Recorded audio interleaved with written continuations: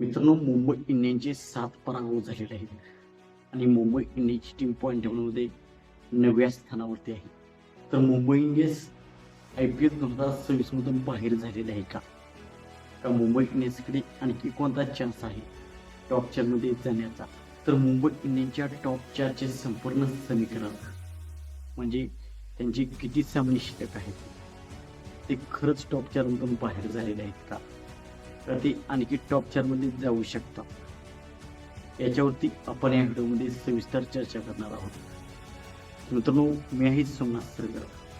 आपण पाहतात क्रिकेट महाराष्ट्र. तर मित्रांनो, प्लेऑफमध्ये टीमांना जाण्यासाठी 16 गुण आवश्यक असतात. आता मुंबई इंडियन्सकडे फक्त 4 गुण आहेत आणि मुंबई इंडियन्सच्या अजून मॅचेस शिल्लक आहेत 5. म्हणजे 5 सामन्यामध्ये मुंबई इंडियन्सने जरी विजय मिळवला तरी मुंबई इंडियन्सचे पॉईंट हे 14 पॉईंट होते. ते 16 पॉईंट पर्यंत जाऊ शकणार नाही. परंतु 2024च्या IPL मध्ये रॉयल चॅलेंजर्स बेंगळुरूने 14 पॉईंटवरती टॉप 4 मध्ये क्वालिफाय झालेली होती. परंतु या वर्षी असे दिसत आहे की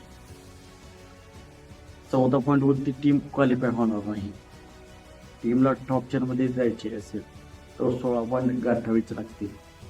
परंतु मुंबई इंडियन्स आता 16 पॉईंटवर पोहोचू शकत नाही, कारण त्यांचे फक्त 5 सामने शिल्लक आहेत. जरी त्यांनी 5 सामने जिंकले तर मुंबई इंडियन्सची टीम 5 सामन्यानंतर 10 पॉईंट आणि आता 4 पॉईंट आहेत. तर मुंबई इंडियन्सची टीम 14 पॉईंट पर्यंत पोहोचू शकते. तर मुंबई इंडियन्स 16 पॉईंट ही मॅजिक फिगर गाठू शकत नाही. तर असेच नाही मुंबई इंडियन्सच्या पॉईंट टेबलचे समीकरण. तर मित्रांनो, मुंबई इंडियन्सची टीम 90% या IPL मधून बाहेर झालेली आहे. फक्त 5% मुंबई इंडियन्सची टीम म्हणजे सर्व त्यांच्या बाजूने झाली. इतर राजस्थान रॉयल्स, सनरायझर्स हैदराबाद या टीमा जास्त मॅचेस पराभूत झाल्या.